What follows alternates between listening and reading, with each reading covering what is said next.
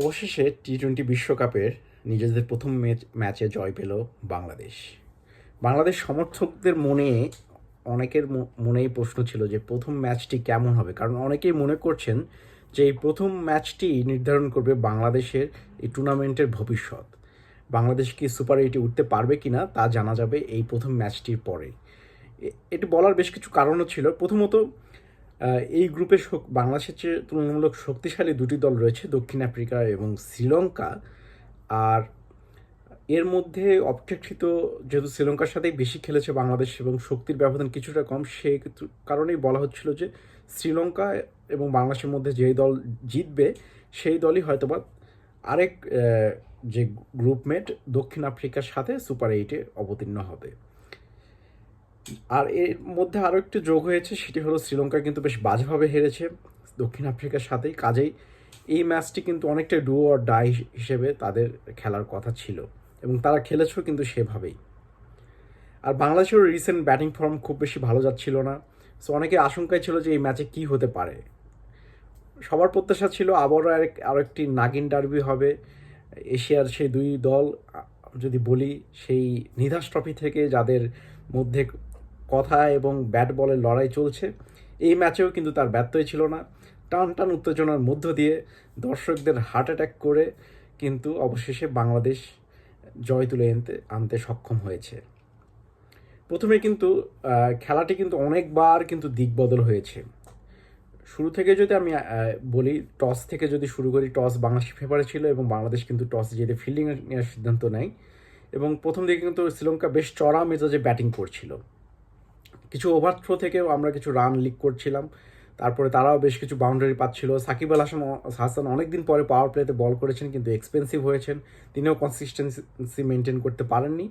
কিন্তু প্রথম পাওয়ার প্লের পরে, বিশেষ করে 7 ওভারের পরে কিন্তু বাংলাদেশের বলাররা লাগাম টানতে সক্ষম হয়।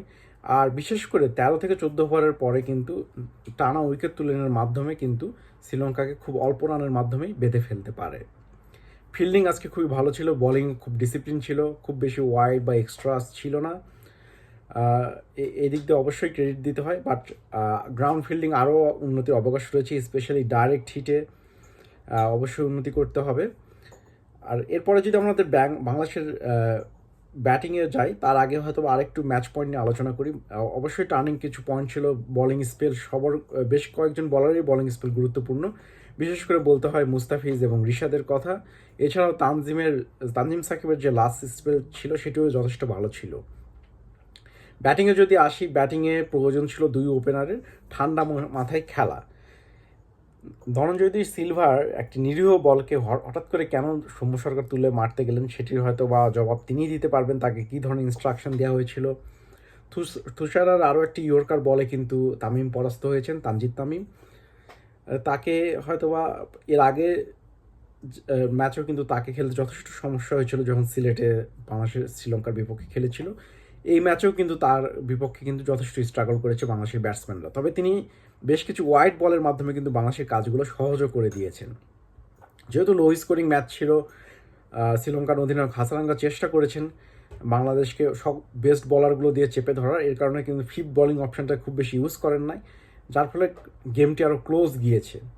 তারপরেও লিটন এবং সাকিব যখন ব্যাট করছিল তাদের উচিত ছিল ম্যাচটি শেষ করে আসা, স্পেশালি লিটনের উচিত ছিল ম্যাচটি শেষ করে আসা, তিনি পারেননি। তহিদ হৃদয় তারপরে তারও উচিত ছিল হয়তো বা শেষ পর্যন্ত থাকা, তিনি কাউন্টার অ্যাটাক করতে গিয়ে আউট হয়েছেন, যদিও আউট হওয়ার আগে কাজের কাজটি কিন্তু করে গিয়েছেন। শেষ পর্যন্ত কিন্তু ম্যাচটি আরও অনেক রোমাঞ্চ এনে দেয়। বাংলাদেশের ক্রিকেটারদের কিছুটা গেম অ্যাওয়ারনেসের ঘাটতির কারণে কিন্তু শ্রীলঙ্কানদের হাতে আবারও ম্যাচটি চলে গিয়েছিল, কিন্তু সেখান থেকে আবারও অভিজ্ঞ মাহমুদুল্লাহ রিয়াদ এবং তানজিম সাকিব তারা দায়িত্ববান ব্যাটিং করে এবং চতুরতার সাথে কিন্তু জয়টি ছিনিয়ে আনতে সক্ষম হন। এই জয় থেকে কিন্তু অবশ্যই গা ভাসিয়ে দিলে চলবে না, সামনের ম্যাচগুলো কিন্তু কঠিন হতে যাচ্ছে। সাউথ আফ্রিকার বিপক্ষেও কিন্তু একটি কঠিন পিচে খেলা হবে নিউ ইয়র্কের মাঠে। এছাড়াও ওয়েস্ট ইন্ডিজের স্লো পিচে কিন্তু খেলা হবে নেদারল্যান্ডস এবং নেপালের বিপক্ষে। নেদারল্যান্ডসকে ছোট টিম হিসেবে ফেলে দেওয়া যাবে না। এই স্লো পিচে কিন্তু আমরা কলকাতার কিন্তু ওডিআইতে আমরা তাদের কাছে হেরেছি, সো তাদেরকে নিয়েও কিন্তু যথেষ্ট হোমওয়ার্ক করতে হবে। সো এই ম্যাচ থেকে শিক্ষা নিয়ে আশা করি বাংলাদেশ বিশ্বকাপের পরবর্তী ম্যাচগুলোতে ভালো খেলবে এবং তাদের সুপার এইটে যাওয়ার পথ আরও সুগম করবে। দেখা যাক পরবর্তী ম্যাচ দক্ষিণ আফ্রিকায় সাথে কেমন করতে পারে, দক্ষিণ আফ্রিকার সাথে কেমন করবে সেই বিষয়ে কিন্তু মতামত জানিয়ে আপনারা কমেন্ট বক্সে লিখতে পারেন। আবারও অন্যান্য ম্যাচ সম্পর্কে হয়তো বা রিভিউ বা প্রিভিউ নিয়ে আপনাদের সামনে হাজির হব।